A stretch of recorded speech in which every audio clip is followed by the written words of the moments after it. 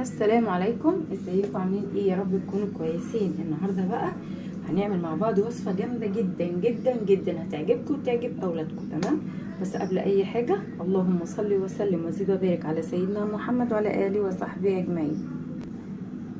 صليتي على النبي يا اختي انت وهي؟ اهم حاجه صلي على النبي قبل ما وانت بتتفرجي على الفيديو بتاعي صلي على النبي. ولو لسه ما اشتركتيش في قناتي كلمه اشتراك تحت الفيديو بتاعي بالاحمر دوسي عليه، يبقى انت كده اشتركتي في القناه بتاعتنا.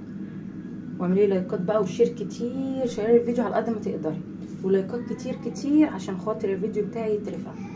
تمام. تعالوا نخش بقى على الوصفه بتاعتنا. بقى ايه، لايكات كتير وشيروا الفيديو على قد ما تقدروا. تمام، تعالوا نخش على الوصفه بتاعتنا عشان الفيديو ما يطولش عليكم اكتر من كده، ونشوف احنا النهارده هنعمل ايه. بقول لك انت عندك حبه بطاطا كده يا اختي مش عارفه تعملي بيهم ايه وحيرانه ومش عارفه تعملي ايه، هاتيهم وتعالي لي. عندك كوبايه لبن، عايزين شويه بطاطا يعني بتاع كيلو بطاطا. تمام، وكوبايه لبن او كوبايتين لبن. تمام. تعالي نشوف بقى هنعمل ايه مع بعض. هعمل لك النهارده وصفه جامده جدا جدا جدا، قبل ما تعجبك انت هتعجب اولادك. تمام، خليكي معايا، لا تروحي كده ولا كده. معانا البطاطا بتاعتنا ومعانا اللبن، لسه معانا حاجات تانية. اوعي تروحي كده ولا كده، بحس ان انا برغي كتير بس انا بحب اتكلم معاكم. هنعمل ايه دلوقتي؟ هناخد البطاطا بتاعتنا هنقشرها. تمام، استنوا خليكم معايا.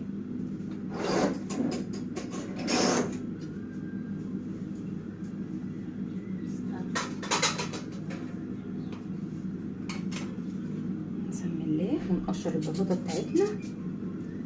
طب انتي بتقشريها ليه؟ انت هتعمليها لنا ايه؟ ما انا قلت لك هعملك بيها وصفه حلوه بس لازم تتقشر. تمام، انزلي يلا. لو لسه ما اشتركتيش في قناتي واول مره تتابعيني وبتشوفي الفيديوهات بتاعتي اول مره، اشتركي في القناه وفعلي لي الجرس على الكل عشان يوصلك كل جديد، عشان لسه هنعمل مع بعض حاجات تانية كتير. بما ان ده بقى موسم البطاطا فهنعمل بيها حاجات كتيره جدا. تمام، لسه عملناش حاجه، الشتا كمان جاي هنعمل حاجات حلوه جدا وفي افكار حلوه قوي قوي هخليكم تعملوا بيها البطاطا وتعملوا حاجات كتير. تمام. يلا يا قطه انت وهي، اعملي لايكات كتيره، اعملي بقى لايك كتير. اول واحده قشرناها اهي. انزلي بقى اعملي لايك واشتركي لي في القناه. لو لسه ما اشتركتيش كلمه اشتراك تحت عندك بالاحمر دوسي عليها، يبقى انت كده اشتركتي في القناه بتاعتنا. البطاطا دي بيضه. تمام، مش اللي هي الصفرة، لا البطاطا بيضه بس جامده جدا، انا بحبها قوي. لايكات بقى كتير وشيروا الفيديو على قد ما تقدروا عشان يعني اكتر عدد من الناس تشوفه، عشان الفيديو ده يعني كويس جدا للاطفال. تمام، الاطفال كمان اللي هي الصغيرين البيبيهات حلو جدا الفيديو ده ليهم، بس مش حلو قوي عشان ده لسه داخلها حاجات تانية فمش حلو للاطفال البيبيهات يعني. هنعمل حاجات للبيبيهات هقولك تعملها لهم ازاي، بس مش النهارده، هبقى اعمل لكم فيديو باذن الله واقولك تعملها لهم ازاي في فيديو تاني. يلا يا قطه صلي على النبي كده، واللايك بقى وانت قاعده بتتفرجي على الفيديو بتاعي دوسي على اللايك.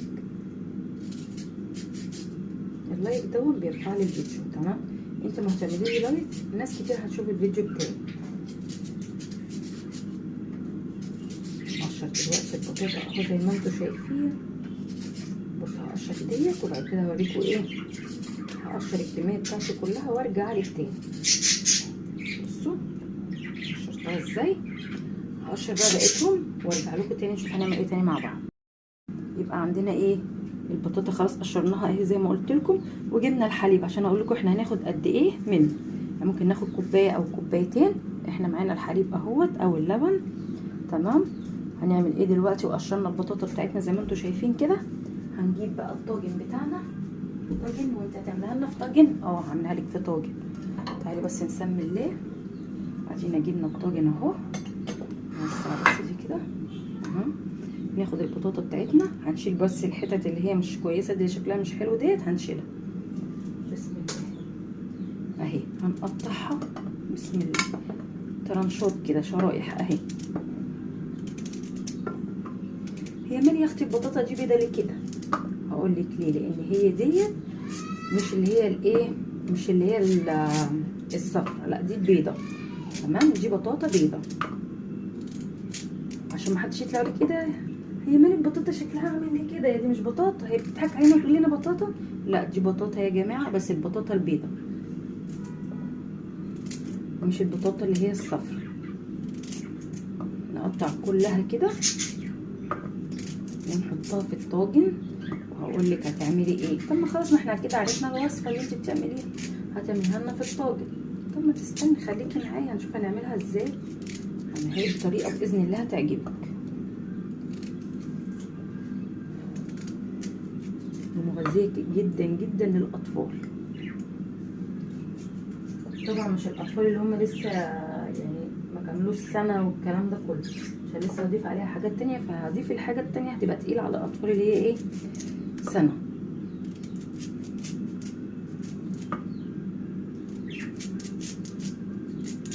نقطع كلها كده. يلا بس انزلي اعملي لي بس اللايك وشيري لي الفيديو على قد ما تقدري، واعملي لي لايكات كتير عشان الفيديو بتاعي يترفع. هنقطع كده، شفتوا قطعناها ازاي. جبنا الحليب بتاعنا او اللبن عشان نشوف احنا هناخد منه قد ايه. تمام،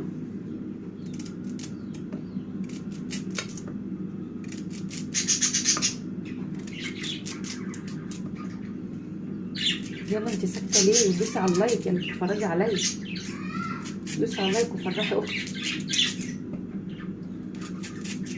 هعملكوا افكار كتيره قوي بالبطاطا دي، لسه في فكره تانية هعملها لكم.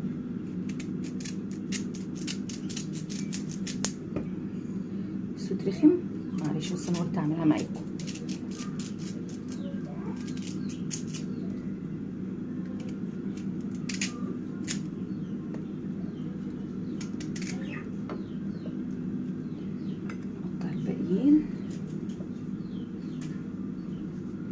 يبقى احنا قطعناها ايه، قشرناها، غسلناها كويس جدا. لازم تغسليها كويس جدا جدا عشان بيبقى فيها طينه، بيبقى عليها حاجات مش كويسه.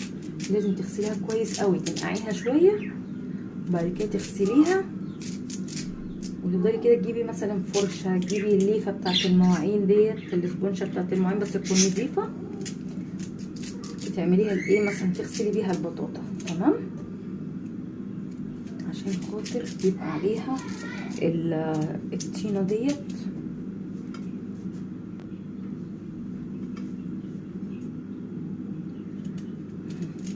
بصوا بقى انا كده ايه.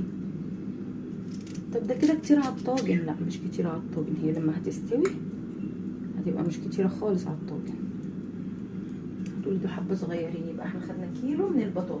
تمام، تغسلي بس زي ما قلت لك كده، تغسليها كويس عشان خاطر الطينه اللي فيها.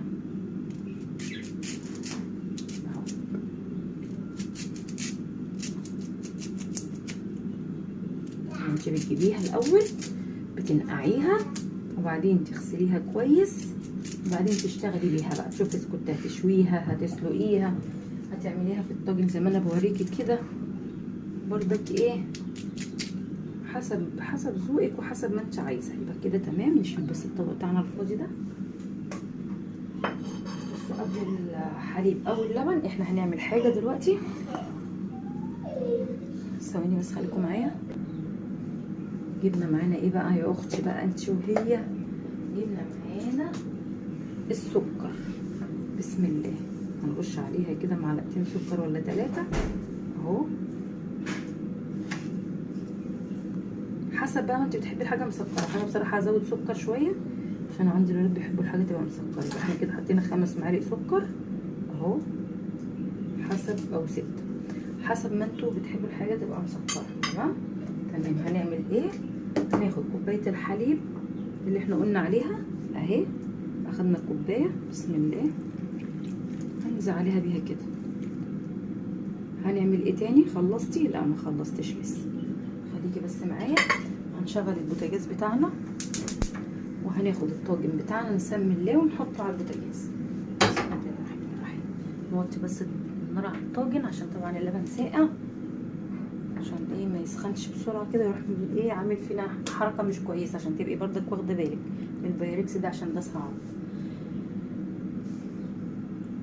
تحطي الحاجه فيه ساقعه وتوطي النار لغايه لما هو يسخن، بعد كده ابقى اعلي بقى اهو. بصوا اهو حطيته على النار اهوت، وموطيه النار جايه يعني موطيه على الاخر عشان ايه اللبن بس يسخن كده، الطاجن يسخن.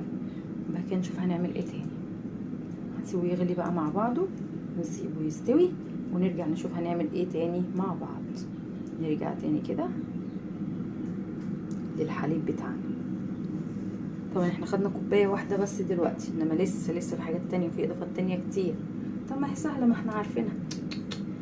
اللي انا بعملها مش سهل، خطيره جدا جدا جدا جدا وهتعجبكم ان شاء الله. بس خليكم معايا، لا تروحوا كده ولا كده، واستنوني عشان انا هرجع لكم. لسه استنوا لاخر الفيديو عشان نشوف احنا هنعمل ايه تاني مع بعض. خليكم معايا. بصوا اهي، شايفينها بتعمل ازاي. انا ضفت عليها سكر تاني تمام عشان خلاص هي كده قربت تستوي. رحت ضايفه عليها بتاع نص كوبايه سكر تاني عشان تبقى مسكره، عشان لسه في اضافات تانية هتضاف عليها تمام عشان متبقاش معانا دلع. حطيت عليها نص كوبايه سكر، وحطيت لها كوبايه لبن تاني عشان هي هتستوي، وهقول لكم هنعمل فيها ايه تاني تمام. لا مالكوش دعوه بالحله اللي ورا دي، مالكوش دعوه بيها، انا بسلق مكرونه عشان الولاد عايزين ياكلوا مكرونه تمام. يبقى احنا وهي بتغلي كده زودنا عليها كوبايه حليب تاني، وزودنا نص كوبايه سكر، وهنحط لها فانيليا دلوقتي. فانيليا اللي انت هتحطيها، ايوه نحط لها فانيليا بتديها طعم حلو وريحه حلوه تمام. هجيب بس الفانيليا واجيلكوا تاني اهو. جبنا الفانيليا بتاعتنا اهو، واحد بس، ظرف واحد. طبعا الفويل اللي انتوا شايفينه ده كنت مغطيه بيه الايه الطاجن بتاعنا اهو. الفويل ده كنت مغطيه بيه الطاجن. ناخد بقى بسم الله، وخلاص كده قربت تستوي اهي معايا. اروح بقى نزلت عليها بايه بالفانيليا بتاعتي، ونزلت عليها بكوبايه حليب تاني، ونزلت عليها بايه تاني يا ست الكل، سكر، نص كوبايه سكر، ونحط الفانيليا بتاعتنا تدينا ريحه حلوه وطعم احلى تمام. تمام كده خلصتي؟ ما هي سهله. لا لسه ما خلصتش، خليكي معايا عشان تشوفي انا هعمل ايه تاني. لسه ما خلصناش عشان تقولش الله دي سهله ومش عارف ايه طب ما احنا كلنا عادي، ما احنا ممكن نعملها، طب ما انت هتعمليها وكل حاجه. بس لا شوفي انا ضايفه عليها ايه تاني عشان تعمليها ايه، بديكي افكار، وانا عارفه ان انت اشطر مني وبتعملي احسن مني، بس برضك ادينا ايه بنستفاد من بعض. اعملي لي بس اللايك واشتركي لي في القناه وفعلي لي الجرس على الكل عشان يوصلك كل جديد. الله على الريحه، عايزه اقول لكم ريحتها تحفه تحفه تحفه والله العظيم تحفه. يعني انت هتخليها لنا كده؟ لا طبعا مش هخليها لك كده، خليكي بس معايا لاخر الفيديو عشان تشوفي انا هعملها لكم ازاي. استنى هو تروحوا كده ولا كده، لايكات كتير وشيروا الفيديو على قد ما تقدري عشان غيرنا يستفاد برضه بالوصفات بتاعتنا. يلا واشتركي في قناتي بقى عشان تشوفي وصفاتي الكتير. ارجع لكم بقى لما هتستوي عشان نشوف هنعمل ايه تاني مع بعض اهو. بصوا بقى هنعمل ايه، خلاص كده اهي. بصوا استوت خالص معايا اهي اهي. بصوا احنا عايزينها نهرسها كده بالشوكه او بالمعلقه، هتتهرس معانا كويس جدا اهي، اتهرت قوي معانا اهي. فاحنا عايزين ايه نهرسها بس كويس اهو، نهرسها مع بعض. مالكوش دعوه بشكل الطاجن عشان الطاجن ايه انا كنت مغطيه بالفويل، راح اللبن فار فعمل الشكل اللي انتوا شايفينه ده تمام اهو. نهرس كويس قوي كده البطاطا بتاعتنا. عايزه اقول لكم والله العظيم من قبل ما اضيف عليها حاجه والله تحفه، طعمها فظيع. نهرس كويس قوي كده، وهقول لكم هنضيف عليها ايه تاني. خليكم معايا ولا تروحوا كده ولا كده، احنا خلاص هنضيف عليها الاضافات الاخيره وخلاص كده ايه قربنا نخلص. انا خايفه بس من الطاجن، مش عايزه اضغط جامد على البطاطا في قلب الطاجن عشان انا بخاف من الطاجن ده جدا اهو اهو اهو شايفين. نهرسها جامد بس كويس، بس انا خايفه من الطاجن بصراحه. يعني لو في اي صينيه تانية اي حاجه تانية ايه هتتهرس معانا كويس، مش هبقى قلقانه وخايفه. لما ده خايفه اخبط خبطه هتعمل لنا حاجات ايه مش كويسه، هتزعلنا.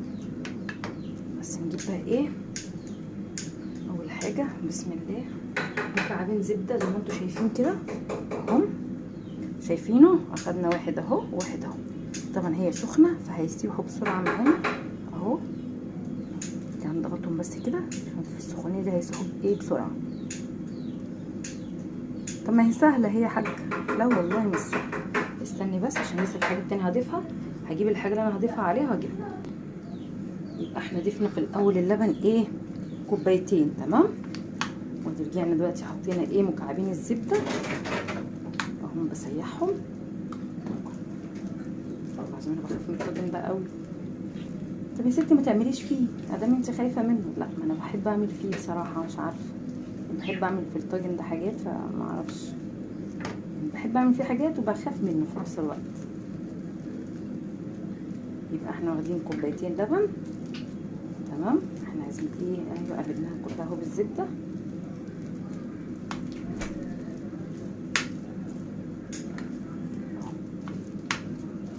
كده خلصتي، بس هنحط عليهم شويه لبن تاني اهو، كوبايه لبن اهي اهي، كوبايه لبن تاني. بسم الله، هنقلبها باللبن كويس. حلوه كوبايه. مش كده ولا كده عشان لسه في حاجات تانية. في لايكات كتيره بس، وفعلي الجرس على الكل عشان يوصلك كل جديد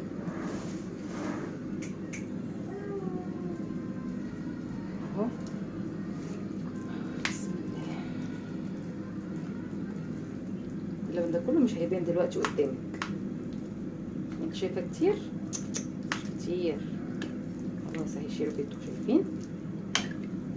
والله العظيم تحفه تحفه تحفه. ايه يعني بيطرطش شويه مش مشكله.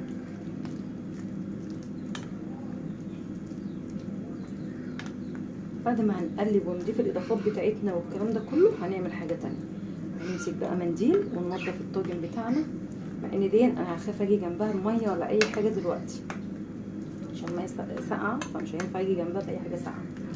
اهو نقلب بس كويس اهو.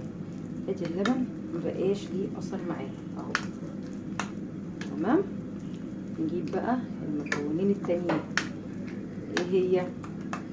بصوا يعني عززنا الطعم بتاعها وخلينا القيمه الغذائيه بتاعتها بقت اعلى. يعني هي قيمتها الغذائيه حلوه وعاليه، احنا بنعززها اكتر، تمام، وبنعلي القيمه الغذائيه بتاعتها اكتر واكتر، تمام. هنعمل ايه بقى؟ بصي يا ست الكل، هنجيب شويه جوز الهند اهو. كل ده هيتقلب هيتقلب اهو. جوز الهند. هنجيب ايه تاني؟ هنحط بقى، احنا هنخليها، بصي ده انت لو عامله دايت اوعي تعملي دايت وانت بتاكلي البطاطا دي، او لو عامله دايت ما تتفرجيش على الفيديو بتاعي. ايه احنا هنا نبوظ الدايت خالص. زبده بقى وبطاطا وسكر واللي جاي ده هتشوفوا ايه هي. فليله بقى ما شاء الله مش هينفع فيها دايت خالص.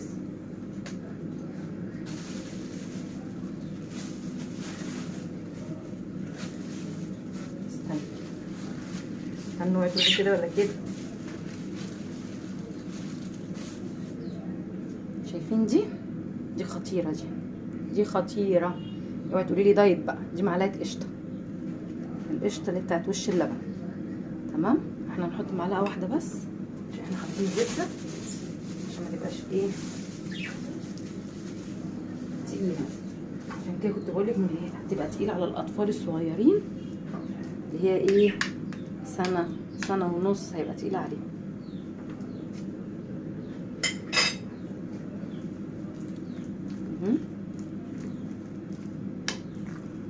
اقول لكم طعمها تحفه تحفه تحفه. كده حطيت مكوناتي كلها، حطيت بس لسه في مكون تاني بعد ما هعمل بس الشكل بتاعها. هنروح مدخلينها بقى ايه يا ست الكل تحت الشوايه، هتاخد وش وتاكلي وتدعي لي بقى. بس القشطه بس بتاعتنا تسيح شويه في قلبها، مش عايزه حد يخش يقول لي ايش الشكل ده والمنظر ده ياي. مش يوي ولا حاجه. جربي الوصفه بتاعتي ودوقيها هتدعي لي، وولادك هيطلبوها منك على طول. بس نقلبها كويس كده عشان القشطه بتاعتنا. المفروض القشطه كنت حطيتها على الوش، بس لا انا قلت ايه عشان يبقى كلها فيها قشطه، عشان حاطه معلقه واحده مش عايزه احط كتير عشان ما تبقاش دسمه قوي. طبعا احنا مسوينها بلبن وحاطين زبده وحطينا قشطه، فهتبقى تقيله جدا جدا ودسمه. لا احنا هي معلقه قشطه حلوه قوي مع القصه اللي احنا عاملينها فيها، يبقى كده تمام.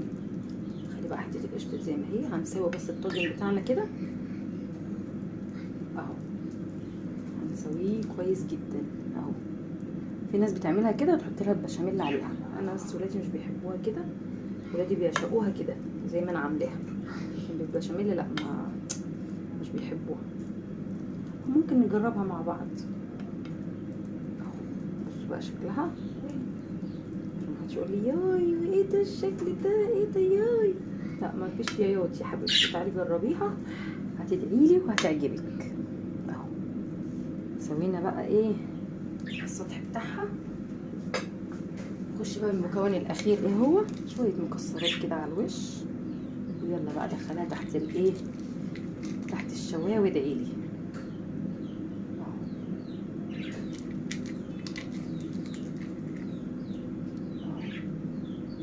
قلت لك بقى مالكيش دعوه بايه، بشكل الطاجن تمام، عشان الطاجن انا مش هينفع حتى انضفه دلوقتي، وفي الحاجه كده مش هينفع عشان خاطر. تمام تمام. ماله بقى، خدوا اللوزيه الجميله دي سليمه. يلا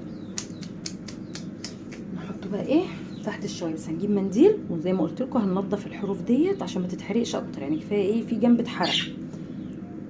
تمام، يبقى ايه هنمسح بس الجناب من جوه كده، كل الحروف دي هنمسحها بمنديل وندخلها تحت الشوايه، وارجع لكم بعد ما ايه اظبطها كده. تمام خلصنا الطاجن بتاعنا. بس عايزه اقول لك على حاجه عشان ما تقعيش في نفس الغلطه اللي انا غلطتها. انا دخلت الطاجن من غير ما امسح الحروف بتاعته، بصي شكله عامل ازاي، فشكله مش حلو. اوعي تغلطي، انا ما رضيتش اعمل اي حاجه، قلت لا انا هطلعه كده برده عشان ايه اخواتي وولادي ما يطلعوش يعملوا نفس الايه الغلطه اللي انا غلطتها ديت. يعني انت لازم بعد ما تخلصي حاجتك تمسكي منديل وتمسحي الطاجن. انا قلت في البدايه بس انا نسيت تمام، ورحت مدخلاه ايه تحت الشوايه. انت بعد ما تخلصي الحاجه بتاعتك كلها تمسكي منديل وهتمسكي كل الحروف دي ايه تنضفيها عشان ما يبقاش بالشكل ده. تمام، بس ايه رايكم؟ والمصحف وصفه جامده جدا جدا جدا وهتعجبكم، وان شاء الله ان شاء الله هتجربيها وهتدعي لي، ولادك هيحبوها وهيطلبوها منك على طول. بصي شكله عامل ازاي، والله العظيم تحفه تحفه تحفه تحفه. جربيها وان شاء الله ان شاء الله مش هتبطلي تعمليها. انت هتقومي دلوقتي تشوفيها. بصي انا حبيت اشيل التليفون واوريكم. بصوا شكله عامل ازاي. سيبكم بقى من شكل الطاجن اللي حوالين الطاجن ده انسيه. بصي تحفه تحفه تحفه، والطعم خطير خطير خطير خطير.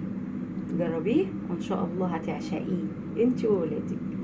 متنسيش بقى الاشتراك في القناه وتفعلي لي الجرس على الكل عشان يوصلك كل جديد. تعملي لي بقى ايه لايكات كتيره وتشيري لي الفيديو على قد ما تقدري. يعني بجد انا هبقى مبسوطه جدا لما هلاقيكي بتشيري الفيديو بتاعي، وهلاقي اللايكات الكتيره، هلاقيكم بتدعموني باللايك. انا هبقى مبسوطه جدا وانزل لكم كل يوم فيديوهات كتير. تمام، يلا استنوني فيديوهات تانية كتيره جايه باذن الله، وهعمل لكم حاجات كتيره هتعجبكم. واستنوني عشان انا هعمل لكم الكحك بتاع العيد كمان، مش بقول لكم انا هدلعكم، هعمل لكم حاجات كتيره حلوه. يلا استنوني بقى.